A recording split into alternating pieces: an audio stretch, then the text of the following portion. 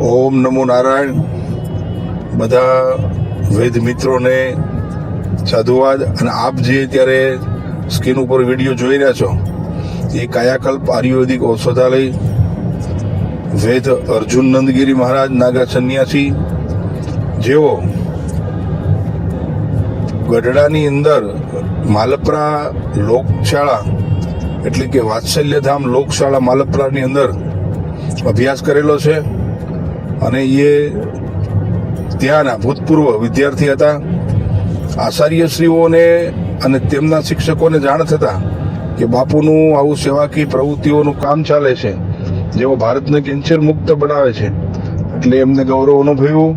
અમને બાપુને બોલાવી અને ત્યાં સન્માન કરવામાં આવ્યું અને બાપુને એવું કહેવામાં આવ્યું કે આપ જે આ ક્રિયા કરો છો ને આપ જે કામ કરો છો ભારત કેન્સર મુક્ત અભિયાનનું, એ બહુ સારી ક્રિયા કરે છે.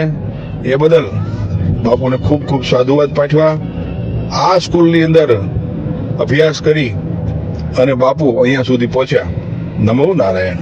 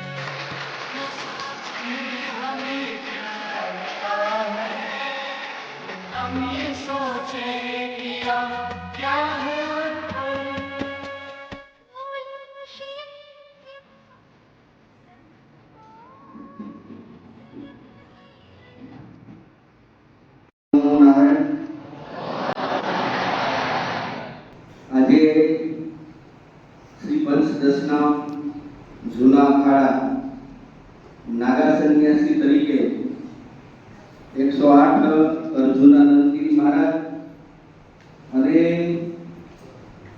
આજે મને વાત થતા બધાએ થોડું ભાવુક બની છે કે અહીંયા સુધી પહોંચ્યો હોય તો એ ફક્ત ને ફક્ત વાત્સલ્યધામ લોકશાળા માલપરા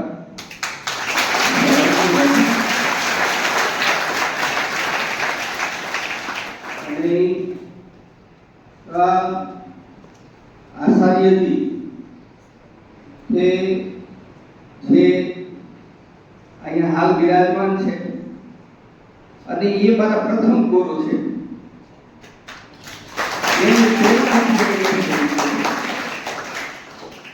આયુર્વેદની અંદર જે જડીબુટીનું સંશોધન કરીને દેહ બોડીની કાયાકલ્પ કરવા માટે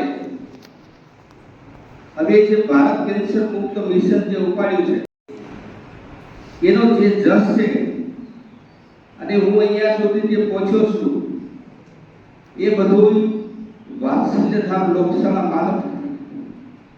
કેમ કે હું અહીંયા સુધી પહોંચ્યો હું તો એ બધું એમનો ઋણી છું. એટલા માટે કે માતા પિતાની જે પરિસ્થિતિ હતી એ બરોબર સારી એવી નહીં.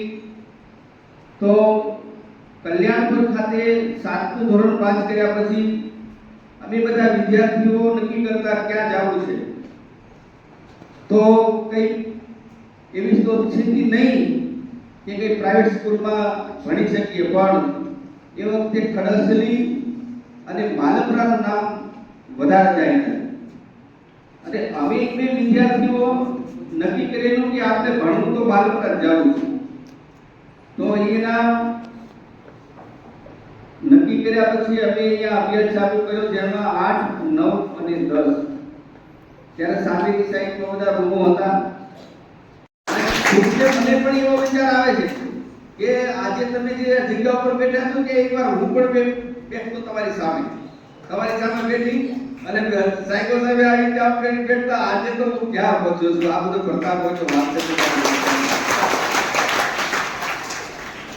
તો રાષ્ટ્ર માટે, દેશ માટે અને કંઈક એવું કાર્ય કરીને જાઓ કે જેથી આજે 58 વર્ષની ઉંમરે હું પાછો અહીંયા આવી અને હું તમારી આગળ વાત કરું છું કે તમારા જેવો જ બાળક હતો ત્યારે હું અહીંયા હતો અને એમાંથી ભણી ગણી અહીંયા સુધી પહોંચ્યો છું. કાયાકલ્પ આદિવાસી કૌશલ્ય નામનું આપણું આશ્રમ છે ત્યાં, અને ભારત કેન્દ્ર આપણે ચલાવવું. તો જાદુ ન કહેતા હું એક ગુરુ તરીકે જે ચાદર છે તેમને ઓઢાડી અને એમના ચરણોમાં દંડવત કરો. નમો નારાયણ.